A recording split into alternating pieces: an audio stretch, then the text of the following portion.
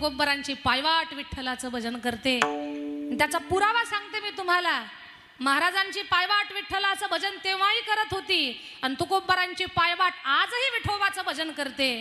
देहू ते पंढरपूर चालणारा पालखी सोहळा त्या वाटेवर आजही भजन आहे। महाराजांच्या पायवाटेवर त्या चालण्याचा प्रभाव येतो की त्यांच्या पायाचा स्पर्श ज्या जागेला, ज्या भूमीला, ज्या दगडा मातींना झाला ना, तर ती माती दगड सुद्धा विठ्ठलाचं भजन करतात। अशी अवस्था आहे। महाराजांनी चालावं आणि पाठीमागे दगडा मातीनं गावं।